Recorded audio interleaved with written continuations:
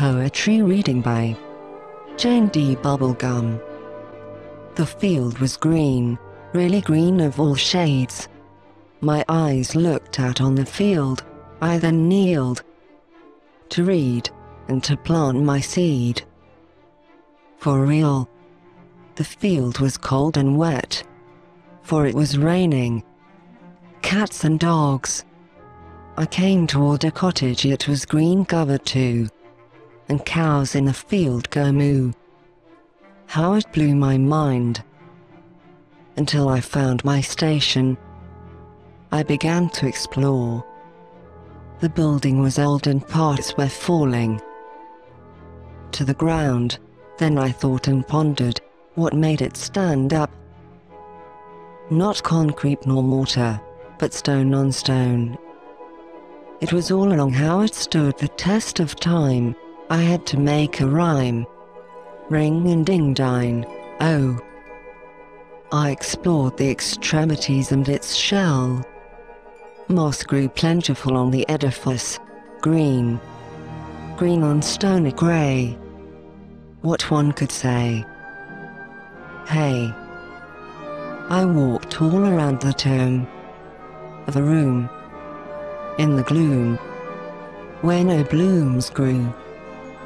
If ever, the light flickered in and out of the crevice and danced a merry pattern, because I almost could see Saturn rings on a tree stump that was felled of chainsaw. No axe to grind on this baby, no trace of chippings, just a fine decapitation. I ventured back to the backside, making sure I stayed in an onside position, and peered closely at the tree thingy. Branches were covered in green masses of complexity. I made my move to a puddle. It was wet and reflective. I could see my hand and reflected on this, for what the eye could not see. My foot would go in, and behold, my feet got wet on my return to the Ford Focus. I am Poet Laureate Brian Davis. I wrote this about Jane D Bublegum poetry. She is a great poet, with a gift of language, and the keen turn of phrase. And she accomplishes this through her works. She films the walks with a video camera, to reflect on the pictures. This amazing work you have just listened to is truly magical. About an old building festering with organic decay. Most people would simply dismiss it as a shithole that needs bulldozing down. But we see the hidden mystery with the use of language. I would love to see the places she visits, but she told me to take a hike. I'm planning on doing just that when I get my walking boots.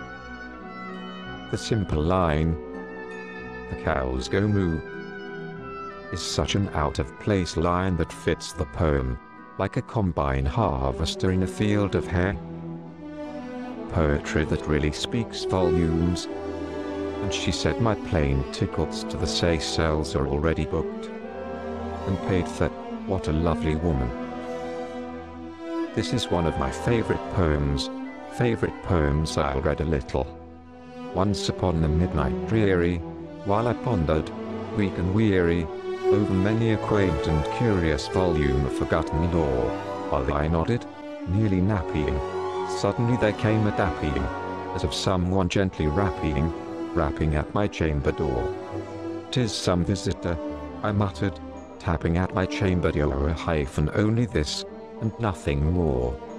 Ah, distinctly I remember it was in the bleak December, and each separate dying ember wrought its ghost upon the floor. Eagerly I wished the morrow.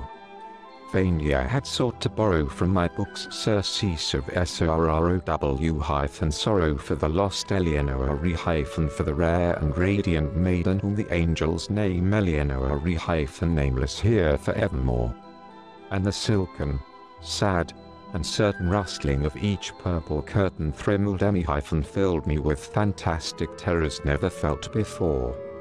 So that now, to still the beating of my heart, I stood repeating, "'Tis some visitor entreating entrance at my chamber door hyphen some late visitor entreating entrance at my chamber door. This it is, and nothing more." Presently my soul grew stronger. Hesitating then no longer, "Sir," said Roman 1, "or Madam, truly your forgiveness I implore.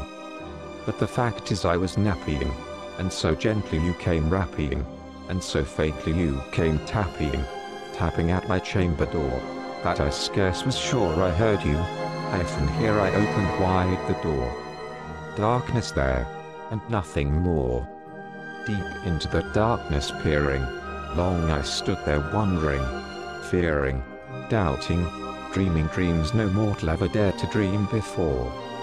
But the silence was unbroken, and the stillness gave no token, and the only word there spoken was the whispered word, "Lenore?" This I whispered, and an echo murmured back the word, "Lenore." Merely this, and nothing more. Back into the chamber turning, all my soul within me burning, soon again I heard the tapping somewhat louder than before. "Surely," said Roman 1, "surely that is something at my window lattice. Let me see, then, what for it is, and this mystery explore let my heart be still a moment in this mystery explore. 'Tis the wind and nothing more." Opened ere I flung the shutter, when, with many a flirt and flutter, in there stepped a stately raven of the saintly days of yore. Not the least obeisance made he, not a minute stopped or stayed he, but, with mien of lord or lady, perched above my chamber door hyphen perched upon a bust of Pallas just above my chamber door hyphen perched, and sat, and nothing more. Then this ebony bird beguiling my sad fancy into smiling, by the grave and stern decorum of the countenance it wore. "Though thy crest be shorn and shaven, thou," I said, "art sure no craven, ghastly grim and ancient raven wandering from the nightly shore hyphen tell me what thy lordly name is."